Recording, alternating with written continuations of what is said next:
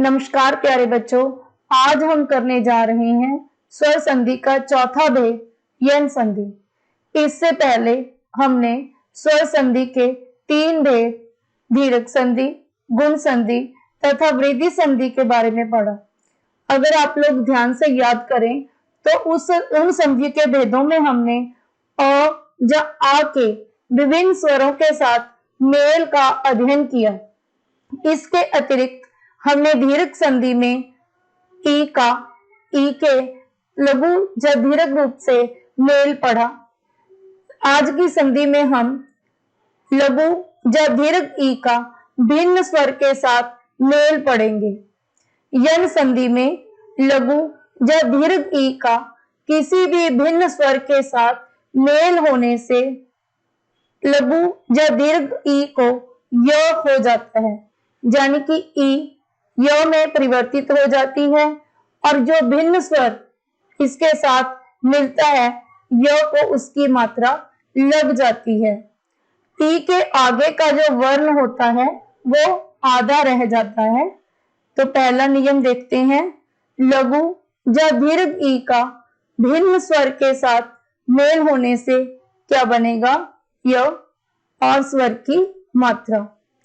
पूर्व स्वर ई या लघु या दीर्घ ई, पर स्वर कोई भी भिन्न स्वर का यहाँ पर अर्थ है कि ई को छोड़कर कोई भी स्वर, चाहे वो अ हो, चाहे उ हो, चाहे ए हो, चाहे ओ हो, उसका भी चाहे लघु रूप हो चाहे दीर्घ रूप हो। तो आदेश क्या उत्पन्न होगा, य। इसमें मैंने य को हलंत चिन्ह के साथ लिखा है क्योंकि य में स्वर कोई नहीं है। स्वर होगा जो भी भिन्न स्वर ई के साथ मेल होगा उसकी मात्रा य को लगने से ये अपने आप में पूर्ण बन जाएगा। तो बच्चों, इस संधि के मैंने केस अलग अलग नहीं लिखे हैं, इसको मैं उदाहरणों के द्वारा ही आपको स्पष्ट करना चाहूंगी। पहली उदाहरण देखिए, अति प्लस अधिक। त को लघु ई की मात्रा है, इसका अ के साथ मेल होने से य हो गया है। य में क्योंकि ई का अ के साथ मेल हुआ तो य को अ की ही मात्रा आ जाएगी और उससे पहले का जो वर्ण है वो आधा हो जाएगा। इसलिए अति प्लस अधिक से क्या बना, अत्यधिक। तो को ई की मात्रा थी, इसलिए ई की मात्रा की जगह पर यहाँ क्या आ गया, य को मात्रा अ की लगी क्योंकि जो पर स्वर था वो अ था और उसके आगे का जो वर्ण था वो आधा हो गया है। आगे देखते हैं, आगे का वर्ण आधा क्यों हुआ, इसका भी मैं आपको कारण बताती हूँ। क्योंकि इसमें से जो ई की मात्रा थी उसने य का रूप ले लिया, तो ई की मात्रा निकल जाने की वजह से ही ये जो हमारा वर्ण है वो आधा हो गया है। दूसरा उदाहरण देखते हैं, अधि प्लस ऐशना। तो क्या बना, अधेशना। क्या बना बच्चों, अधेशना। देखो, ध को ई की मात्रा थी, ऐशना था, ई का ए के साथ मेल होने से ये बन गया है। य को ए की मात्रा लग गई है क्योंकि ई का य के साथ मेल हुआ और ध जो था उसमें से ई निकल जाने की वजह से य जो है वो आधा रह गया है। तीसरा उदाहरण देख लेते हैं, वी प्लस उ। यानी कि उ को बड़ी मात्रा है, जहां पर उ बड़ा है, तो वी का उ के साथ मेल होने से क्या बन गया है, ई का उ के साथ मेल होने से यू बन गया है। वो आधा रह गया है क्योंकि इसकी जो ई थी वो य में परिवर्तित हो गई है, उ की मात्रा य को लग गई है और आगे का जो वर्ण था वो आधा रह गया है। तो वी प्लस उ क्या बन गया, व्यूह। तो पहले नियम में हमने लघु या दीर्घ ई का भिन्न स्वर के साथ मेल पढ़ा। दूसरे नियम में हम लघु या दीर्घ उ का भिन्न स्वर के साथ मेल पढ़ेंगे। लघु या दीर्घ उ का किसी भी अन्य स्वर यानी कि उ को छोड़कर किसी भी स्वर के साथ मेल होने से उ को व और उसके साथ भिन्न स्वर की मात्रा लग जाती है। तो पूर्व स्वर क्या है, लघु या दीर्घ उ। पर स्वर क्या होगा, अन्य स्वर कोई भी उ को छोड़कर। तो आदेश क्या बनेगा, ब और कोई भी भिन्न स्वर जो उ के साथ मिलेगा उसकी मात्रा। तो इसका उदाहरण देख लेते हैं। पहला उदाहरण, सु प्लस आगत। स को उ की मात्रा है, उ का आ के साथ मेल होने से वा बन गया है और आगे का जो वर्ण था वो आधा रह गया है क्योंकि इसमें से उ की मात्रा वा में परिवर्तित हो गई है। तो सु प्लस आगत क्या बना? स्वागत। तो बच्चों इस नियम के कुछ और उदाहरण देख लेते हैं। दूसरा उदाहरण है अनु प्लस इति, यानी कि इसमें उ का ई के साथ मेल हो गया है। तो हमने पहले ही पढ़ लिया है कि जब उ का किसी भी और स्वर के साथ मेल होता है तो वह में परिवर्तित हो जाता है और वह को उसी स्वर की मात्रा लग जाती है। अगर यहाँ पर बड़ी ई होती, दीर्घ ई होती, तो इसको दीर्घ ई की मात्रा लगती। क्योंकि इसके साथ लघु ई का मेल हुआ है तो लघु ई की मात्रा इसके साथ आ जाएगी और जो वर्ण इसके साथ जिसको उ की मात्रा लगी है वो अपने आप आधा हो जाएगा। तो यहाँ पर हमें क्या बना? अन्वति।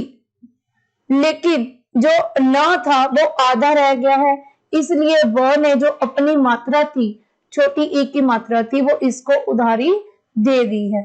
तो हम इसको क्या पढ़ेंगे? अनविति। आगे तीसरा उदाहरण अनु प्लस ऐशन। देखो उ का ए के साथ मेल हो गया है तो न आधा रह जाएगा और उ की मात्रा जो है वो व में परिवर्तित हो जाएगी। क्योंकि उ का मेल ए के साथ हुआ है तो व को ए की मात्रा लग जाएगी, यानी कि क्या बन जाएगा? अन्वेषण। अनु प्लस ऐशन, अन्वेषण। तो बच्चों आगे बढ़ते हैं इसी संधि का, यन संधि का नियम नंबर 3। इसमें रीस का किसी भी भिन्न स्वर के साथ मेल होने से आधा र और भिन्न स्वर की मात्रा उसको लग जाती है। तो पूर्व स्वर क्या होगा? री। पर स्वर क्या होगा? कोई भी भिन्न स्वर। आदेश क्या उत्पन्न होगा? आधे र में परिवर्तित हो जाएगा और जो भी भिन्न स्वर की मात्रा है वो र के साथ लग जाएगी। तो बच्चों इसकी पहली उदाहरण देखते हैं। पितरी प्लस आल्य। त को री की मात्रा है, री का आ के साथ मेल होने से रा बन रहा है। र को किसकी मात्रा है? अगर किसी भी स्वर की मात्रा ना हो तो ये र क्या है? एक व्यंजन है तो ये आधा ही लिखा जाएगा, लेकिन आ की मात्रा आने से ये पूरा हो गया है। तो आधा त हो गया है। हमने पहले ही आपको बताया कि जिस भी वर्ण के साथ स्वर की मात्रा लगी होगी वो अपने आप में उस स्वर के निकल जाने से आधा हो जाएगा। तो यहाँ पर आधा त हो गया है, जहां पर राल्या बन गया है। तो आधा त और रा बनाकर क्या बना? त्र। तो क्या बन गया हमारा? पित्राल्य। आधा त और रा मिलने से क्या बन गया? त्र। तो बच्चों दूसरा उदाहरण पितरी प्लस उपदेश। इसमें री का उ के साथ मेल हो गया है तो क्या बन जाएगा? रु। र को आधे उ की मात्रा। इसी प्रकार तो आधा रह गया है, उ रु में परिवर्तित हो गया है तो क्या बन जाएगा? पितृपदेश। तीसरा उदाहरण पितरी प्लस इच्छा। इसमें री का ई के साथ मेल होने से रि बन गया है तो क्या बनेगा? पितृच्छा। चौथी उदाहरण मातरी प्लस ईश।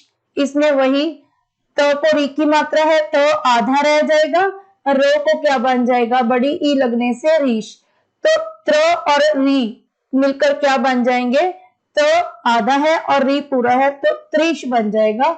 मातरी प्लस ईश क्या बना? मातरीश। तो बच्चों ये थी हमारी यन संधि।